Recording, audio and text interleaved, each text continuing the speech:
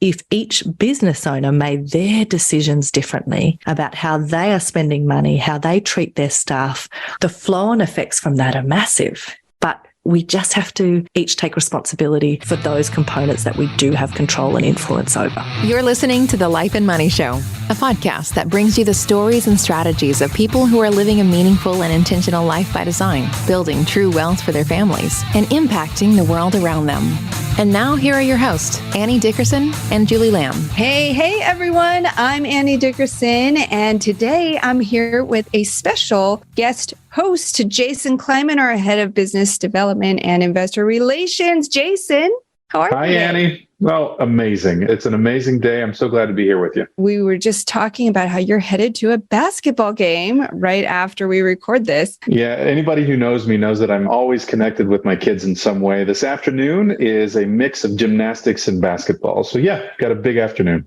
Wow. And so are they both? So how old are your daughters now? Got a 15-year-old and a 10-year-old, so we keep hopping. The 15-year-old is playing basketball. It's the first game of the season, and 10-year-old is in gymnastics, and it's a very normal thing. But yeah, it's an active evening. First game of the season. That's a big deal. It is a big deal. It is a big deal. So I'm going to be there in the stands cheering. I'll try not to be that ugly parent that yells too much. I was going to ask, are you that parent who is yelling really loud? You've got the signs and everything? Or I don't have the signs, but everybody knows that I'm there. Yeah. Okay. I tend to talk to everybody, and I like to get to know the coaches. Yeah, I tend to be involved. Yeah. Well, how fortunate for your girls to have your support in that way. That must mean so much to them. Yeah, that's a lot of fun. That's what being a parent is all about. You're there. You're there every single day.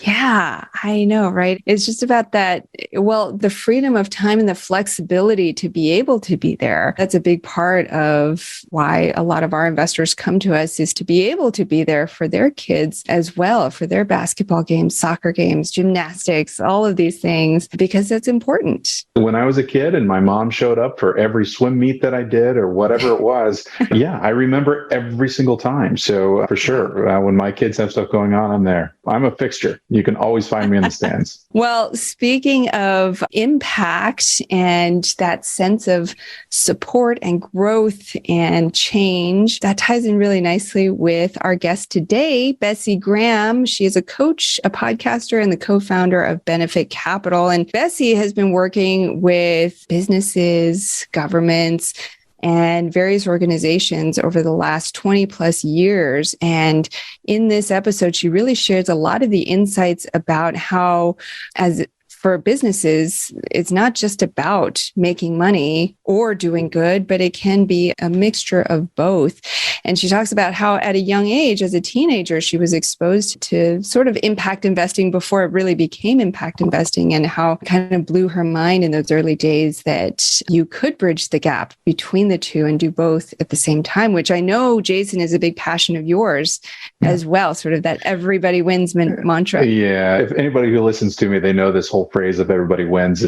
I weave it in with just about everything that I do. My kids get very tired of it too, so they hear it as well. Bessi is an incredible example for just living your life in an interesting way. She has figured out a way over a couple of decades to marry big business with big impact. She's out there creating relevance and significance, not just for herself and the people that work with her, but the companies that then invest through her or invest with her, or that she's taken a big interest in. The amount of impact and relevance that she has ushered into the world, it's incredible.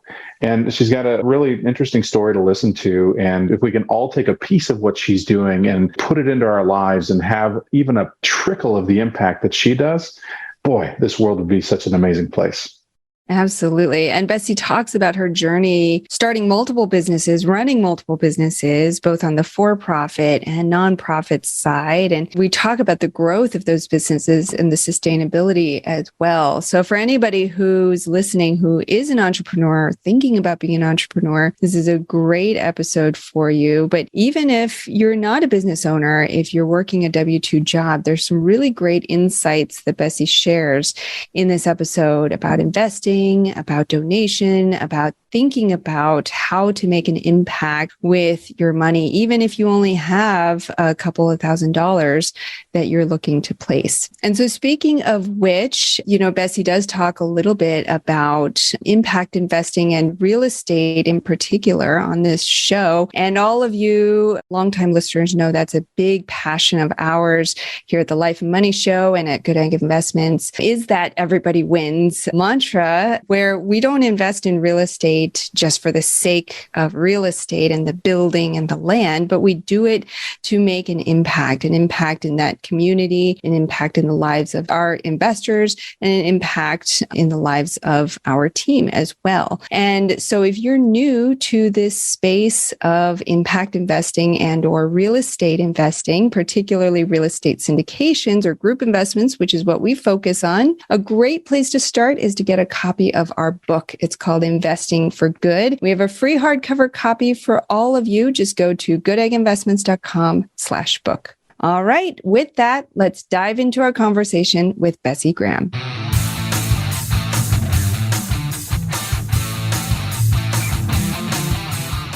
Bessi, welcome to the show. How are you? I'm good. Thank you so much. It's lovely to be with you both.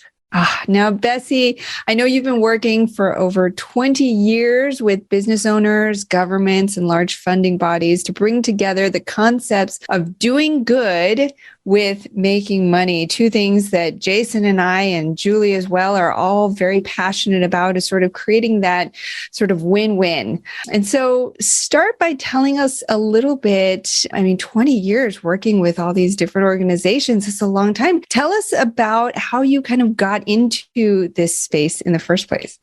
Well, it was interesting. As you said, I think for a lot of us, we've probably always had that little inkling of wanting to find ways to connect back together these ideas of purpose or meaning in our life with the skills and talents that we have, which fall more into our career or that commercial space. And very often that's hard to do for people, because while a lot of us might say that, the reality is most businesses are not being run in that way, and organizations are not operating in a way that really allows them to be married. So for me, the journey has always been this desire to find those spaces and to be able to feel like I'm operating an environment or an organization where I can bring both of those parts of myself to my work. And so I had the privilege of, over 20 years ago now, working for a short time with the first ethical investment advisors here in Australia. And so that journey of, I had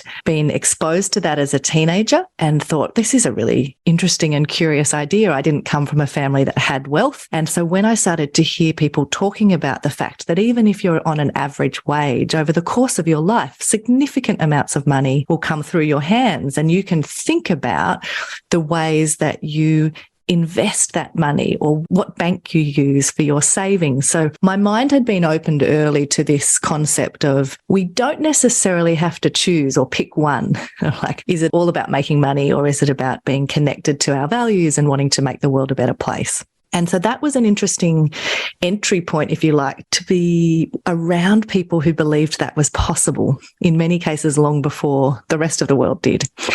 And over time, that's morphed into more of the impact investment space that I've now been working in quite heavily for over 10 years, which is an expansion on that. So I would say from ethical investment, there is intention in what you are choosing either to not invest in or to invest in a proactive sense. Impact investment fascinated me because it moved a step further on that spectrum to say we need intention and measurability, because the more you work in this space of trying to bring doing good and making money back together, the more you realize good intentions aren't enough. We do have to be able to track and measure, are we achieving those things? And so it's been this interesting ride, because there have been some big ups and downs along the way, of working with people seeking to use business as an agent for change in the world, to do amazing things and bring their skills to the world, but actually be conscious and intentional and focused on what are those potentially unintended negative consequences? How do we have more of a positive impact in the world? And that's been my journey as really a serial entrepreneur and an impact investor. I've started multiple businesses,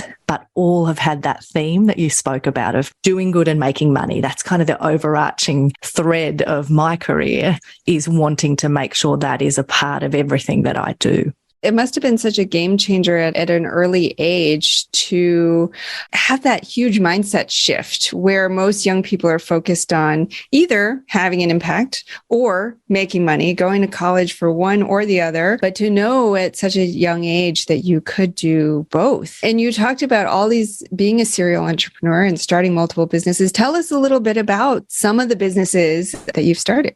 Well, it's been a mix. So I've started some very intentionally that have been nonprofits, and then some that for-profits, and experiencing that aspect of when is the right time, depending on the purpose or mission of an organisation, to structure it in which way. Some of those I've made the wrong decisions and gone, wish I had set that up as a for-profit. That was a bad idea and created complications for myself.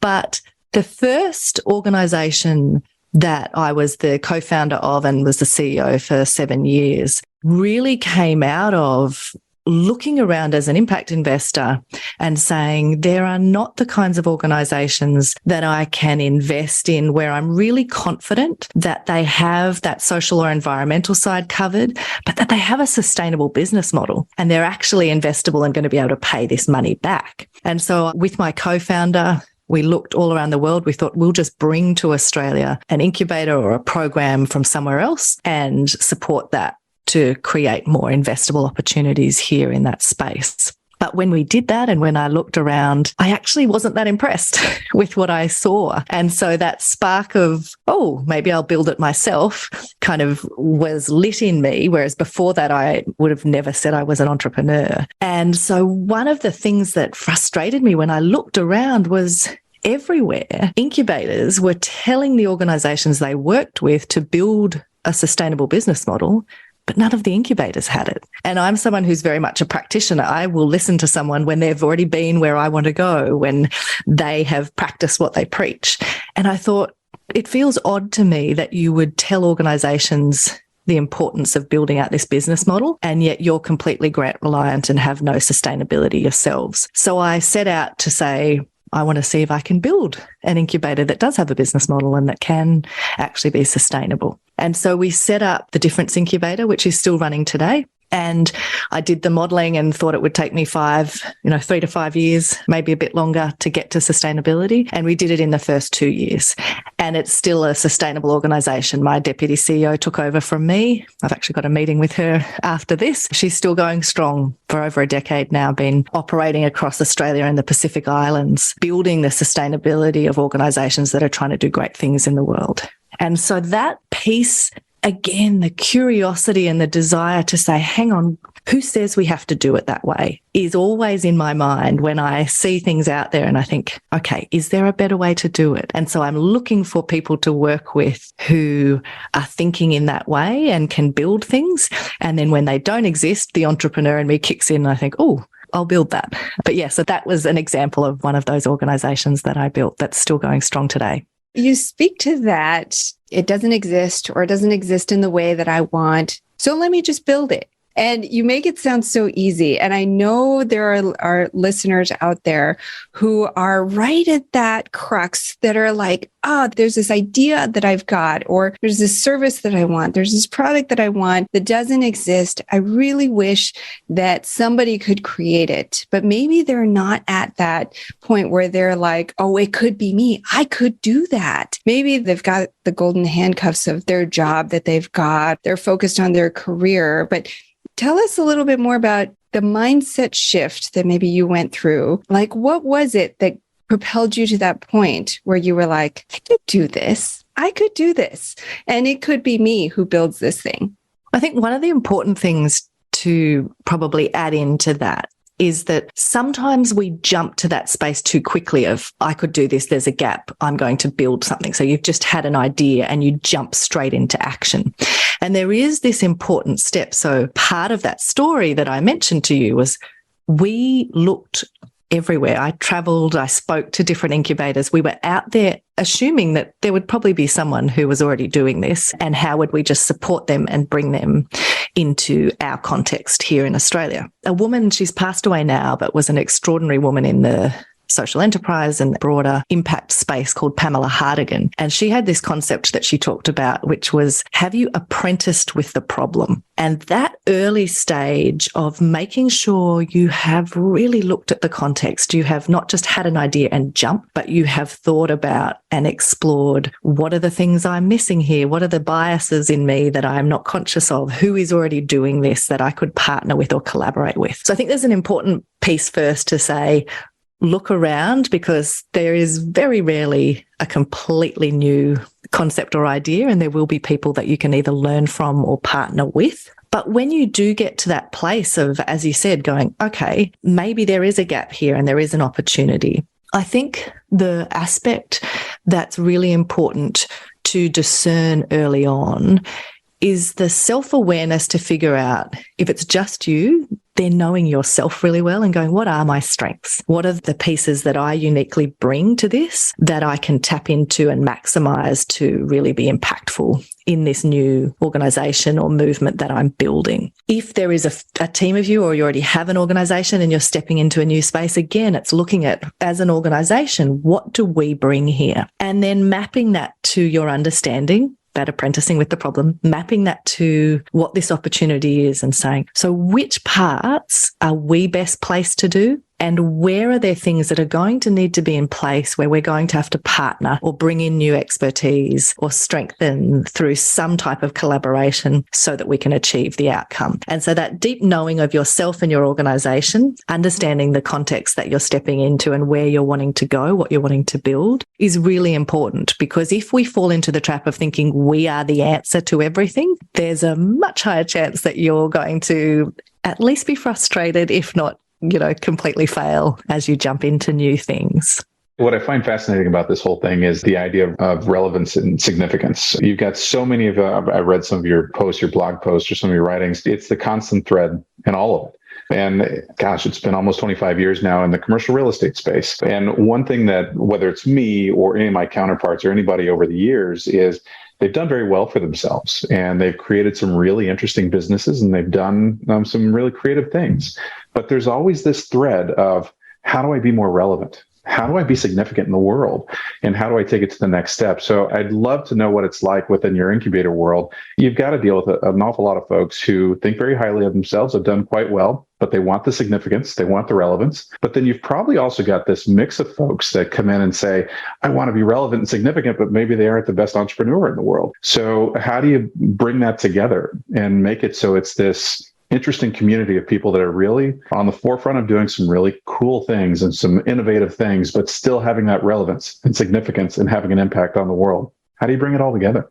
Yeah, it's such an interesting question, because as you said, there is really this tension often that we look to the outside world like we're successful. We're ticking boxes of what people would say should make you feel fulfilled or significant, or that you would have those aspects already in place. And yet inside we kind of are still asking, is this it? Like, this doesn't quite feel like I thought it would. So that's a really common experience for people. And I think it does connect back to that previous comment that I made around the aspects of actually understanding yourself, because the more that we've done that work to understand that foundational piece, and we're very grounded in who we are, what our values are, how we behave and make decisions, and that sense of our future state or that vision for what we want to be part of in the world.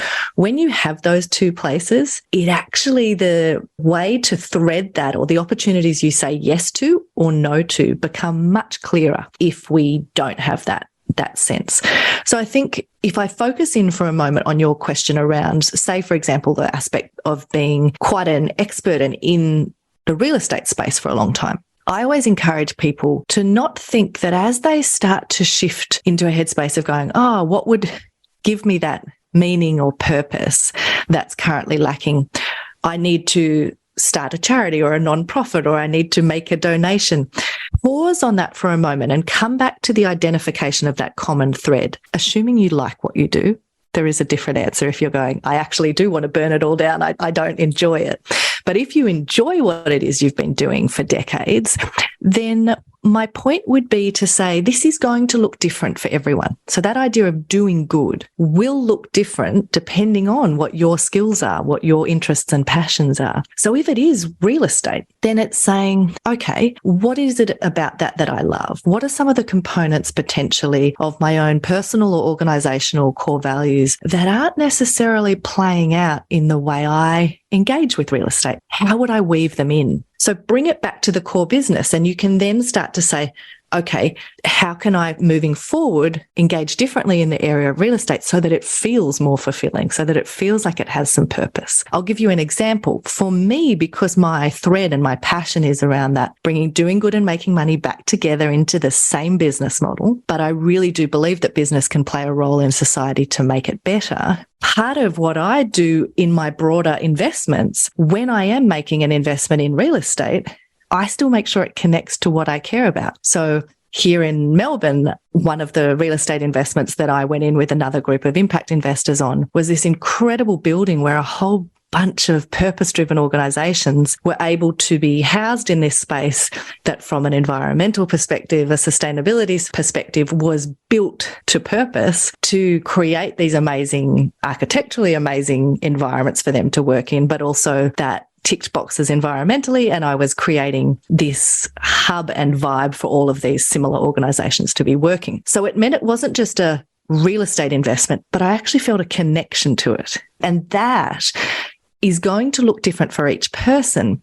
But once you're clear on the pieces that give you that relevance or purpose or meaning, you then can look at how you're showing up, how you run your business, and start to just tweak. It doesn't have to be massive at first, but tweak those decisions, tweak how you operate and engage so that all of the aspects of your life have more meaning and purpose. Because I think what can happen too often is we then try to weave in the purpose or meaning by making a donation or thinking of we'll do something one day rather than what can I do now that actually gives me that energy back for the core business, for the main aspects of where I am spending my time and putting my skills to work in the world. So that would be kind of the entry point to that first kind of part of your question. I know there was a lot more to the question, but that's where I would start. Well, it's much of what you're involved in. I mean, it's big thinking, right? I mean, it's big ideals. You've got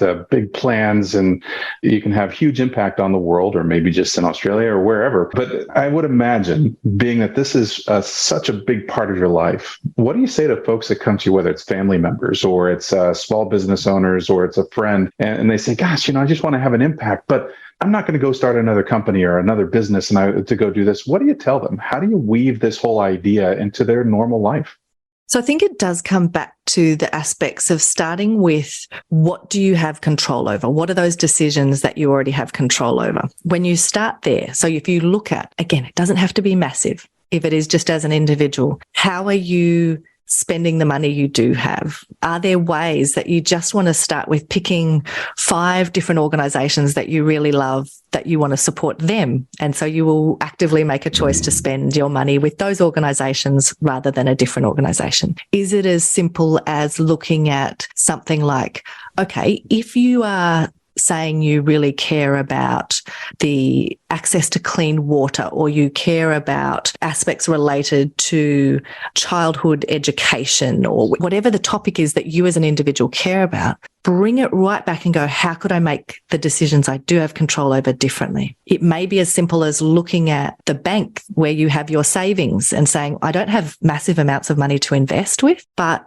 I would like to choose a bank that is actually owned by people who are typically blocked out of that system. And I'm going to go to a smaller local bank and support them so that my savings, even if it's only $2,000, are sitting with them, not with a bigger organization. So it's about coming back to what you do have control over, because I think you're right. If we just say, oh my goodness, the world's falling apart, there's all these massive systemic issues, how could I possibly make a difference? Then we fall into the trap of often doing nothing. So for individuals in that position, come right back to what you have control over and tweak and change those decisions then stepping out into the things that you may not control or have decision-making rights, but you can influence.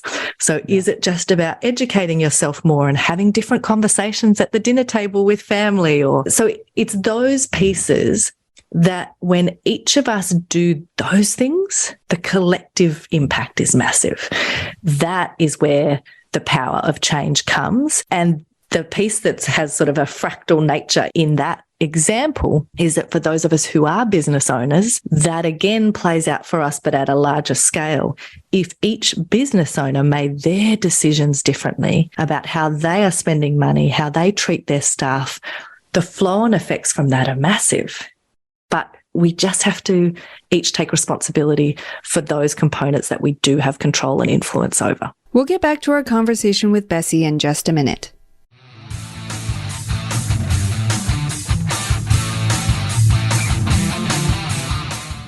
Have you been thinking about investing in real estate but aren't sure you have the time or the desire to manage the investment? Perhaps you're afraid, like we were, that you'll make the mistake of choosing the wrong market or the wrong team and lose your entire investment. Well, that's exactly why we created the Goodegg Investor Club. We do the work of identifying solid real estate investment opportunities in the best markets around the country and then partner with you to acquire these investments, and then we'll all share in the returns. We'll identify the growing markets, strong, experienced teams, and the solid deals. We do all the heavy lifting of managing the tenants and the renovations, and as a passive partner, you get to enjoy all the benefits of investing in real estate, monthly cash flow, long-term appreciation, and the ongoing tax benefits. When we first discovered passive investing through real estate syndications, we realized it fit perfectly into our busy lives. We could put our money to work for our families, work less, and get more time back in our days so that we could focus on what matters most and discover our true passion and purpose in life. We've now helped hundreds of people invest passively in real estate syndications and are seeing the positive impact it's had on their lives. We invite you to partner with us by joining the Goodegg Investor Club today so you can start putting your money to work for you and get more time back in your day, because we know that when people have more time in their days, they can do the true work they were intended to do, and the world will be a better place. To sign up for the Goodegg Investor Club, go to goodegginvestments.com/invest and we'll take it from there. That's goodegginvestments.com/invest.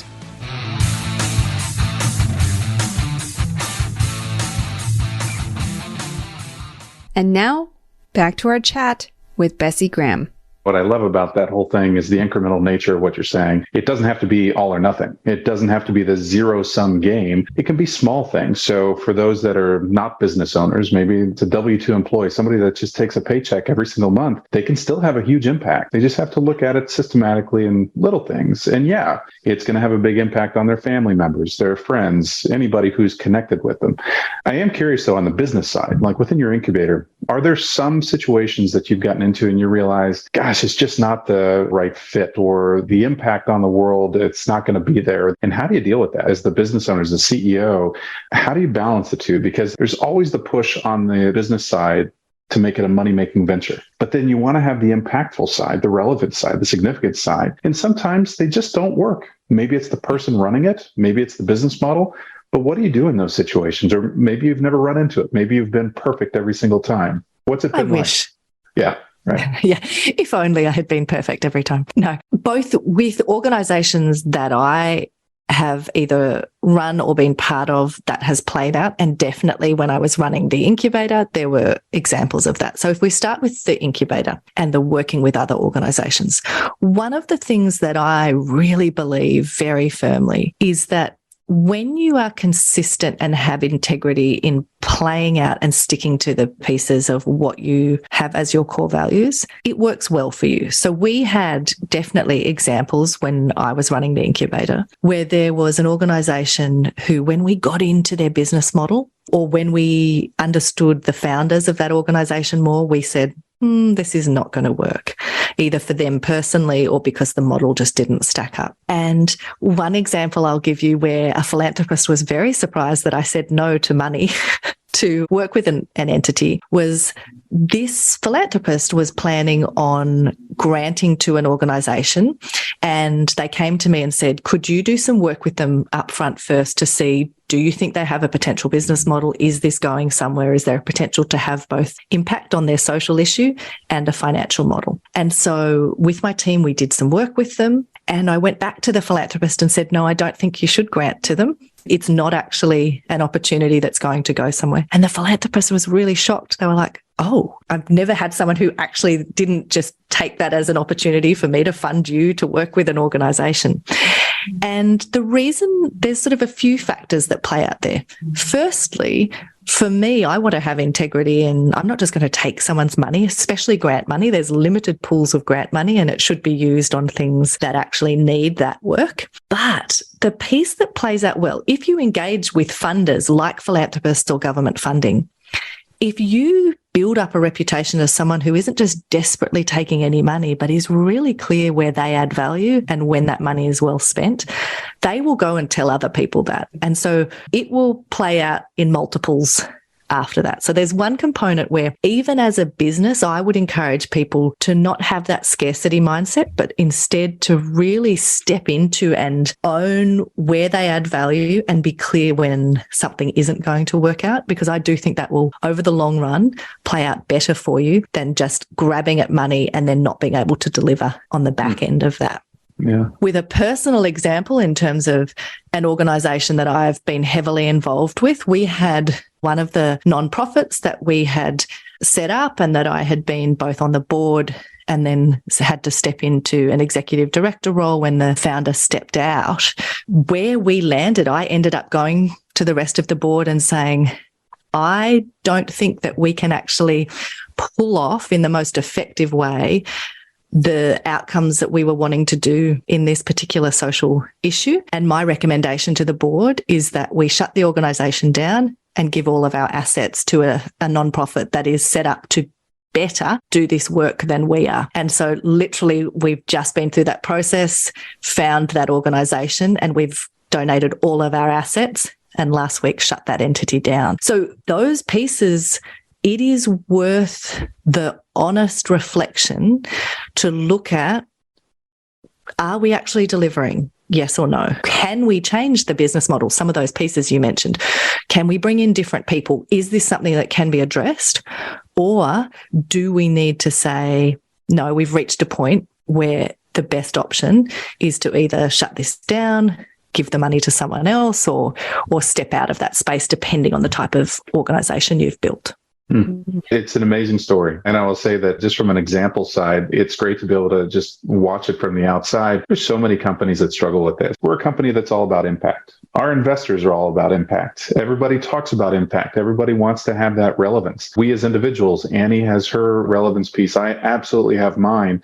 And we all come together in this. And it's nice to have examples. So congratulations. I mean, it's a great story and it's really fun to read about. I'm so Before glad. we move into the Life and Money Show Spotlight round, I have one more question that you might be the most uniquely suited to answer this question. And there's no right or wrong answer. I'm just curious about your take on it. A lot of our investors, they have a certain amount of money that they want to invest with and or do good with. Ideally, they can do both, right? Since you've been part of for-profits and nonprofits, let's say I have a finite pool. Let's say I have $100,000 that I want to do something with. Is it better to put that into an investment? Is it better to donate that to a nonprofit? And again, there's no right or wrong answer. I'm just curious how you think about the use of that capital.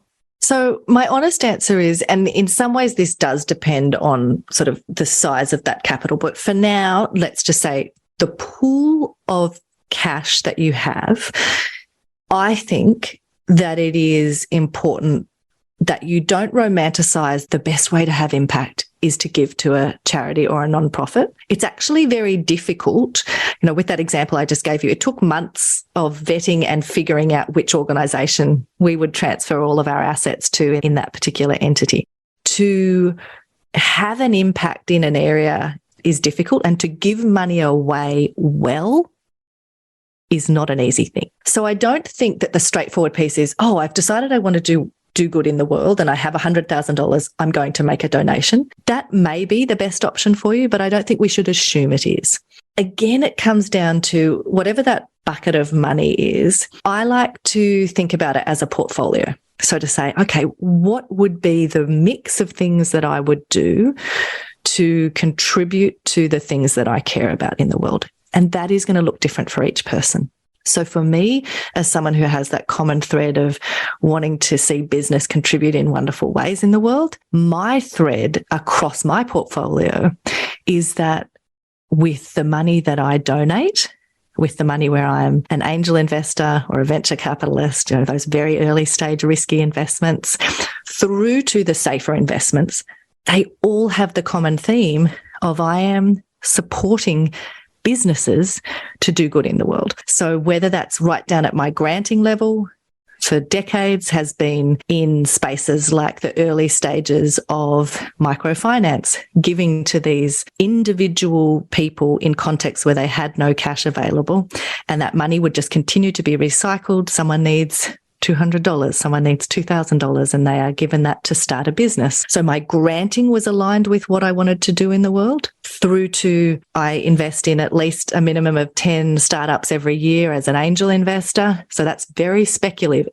It's money that I'm willing to lose, but it's a percentage of my portfolio that is saying, I want to be part of and supporting businesses that are starting up and trying to build something. All the way through, as I said, to some of those real estate investments, but they all are connected to what I care about. They're not just random putting money to work in the world. So whether they are a donation or an investment expecting significant returns, for me, it's never about picking either or and saying, oh, this investment is just about making money and I'm going to close my eyes and block my ears to the negative impact it's having. No, I want those things to be connected to what I care about. And I do think that part of that shift in mindset is to say, if we are thoughtful, there are ways that you can take any portfolio, whether it's 100,000 or 100 million or whatever it is, and think about how you're putting that to work. Think about where your savings sit, who you donate to, what you invest in, and it can all be doing good in the world, as well as the components that are money making can also make money without you needing to feel guilty about that or feel that you're being judged. Because if you can actually say, no, here's what it's doing. My money has enabled this to happen in the world and I've taken a risk and I've got part of that return. Risk and return go together. That's not something to be ashamed of. I think that's such an important point that you bring up, that don't just think about the money and where it's going to go, but think about what you care about the most. And it's almost like a values-based approach. What impact do you want to have? And then from there, go forth and figure out how can you best make use of that portfolio rather than just putting it all in one place or another, but thinking about each dollar in that portfolio and putting it to good use to do good in the world. Yeah. And if there's one piece to sort of give people permission, so particularly if they've felt like, oh, I've been heavily in real estate or in this, and I don't feel like that connects with what Bessi's talking about, of that's something I can be proud of in terms of have I really contributed to the world? As someone who has sat heavily in this impact space for over 2 decades now, I guarantee you that I'm not sitting in and judging people who do that. I want people to care about a whole range of issues. I don't actually want a world where every single investor is obsessed with and only cares about plastics in the ocean. Because then what would happen to education, to aged care, to every other topic that is important and that requires great minds to focus on, money to be invested in, those areas. So none of us need to be feeling like, oh, what I care about is not as important as someone else. Again, go back to the example of an individual business owner. All of these things roll up into creating the broader system, but we actually need people to care about different issues and then to put their efforts towards what they care about. So you don't need to feel bad or that one is better than the other. Such wise words, and so important to give people that permission and to give yourself that permission, and to know that that's the thing about money is like there's always baggage that comes with it, whether you spend it or whether you give it. There's always the two sides of the coin. But Anyway, well, the time has come, Bessi. We're going to move on to our Life and Money Show Spotlight round. We're going to ask you 3 questions we ask everyone. Are you ready? I am. All right, let's do it. So the first question is around your life and money. So what's one thing that you're doing to live a meaningful and intentional life by design? So I would say for that one, in October last year, I really pressed pause. It had been an interesting aspect. COVID had meant that suddenly I went from being someone who was always on a plane traveling to being at home. I live in Melbourne. We had the longest lockdowns of anyone anywhere in the world. So we had like 265 days of lockdown. And last year in October, I really just went, okay, before I jump back in to what I used to do, I'm going to stop. And I framed the whole of 2022 as a gift to myself. And I said, I'm going to put no expectations on how much revenue I pull, what this looks like. I want to stop and reflect and just engage with some of the things I've wanted to do for a long time and haven't had time to do, and come back to that place of, for my partner, Brad and I, who've been together for nearly 20 years, one of our core values is around being intentional. And so I said, I want to be intentional.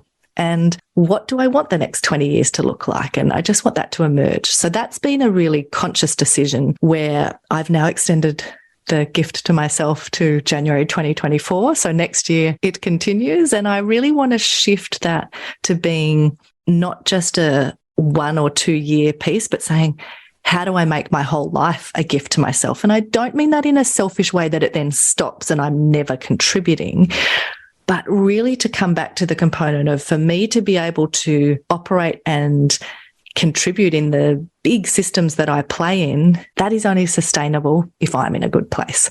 So that's been one of those pieces that I've very consciously chosen in the last year. That is a great question. I'm going to take that away. How can I make my entire life a gift to myself?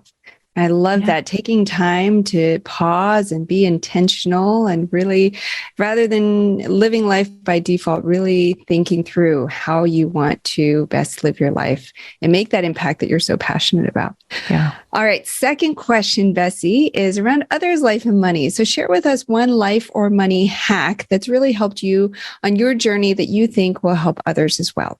So for this one, we've talked a little bit about some of these components, but I would say that the best hack that I've used myself and that I think can really contribute for others is to start to think about the resources or assets you have at your disposal as being more than just cash.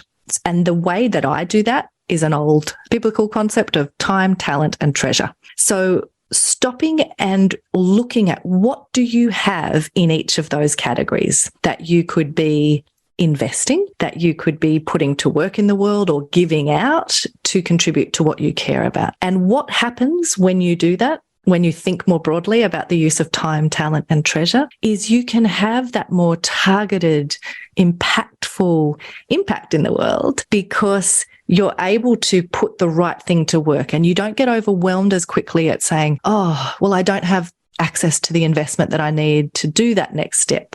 You can start to say, well, what time do I have that I can put in if I don't have the cash? Or what's the talent I have? And so that shift has been a really important aspect for me and also I think plays out to helping people be able to sustain things and not get burnt out in the process.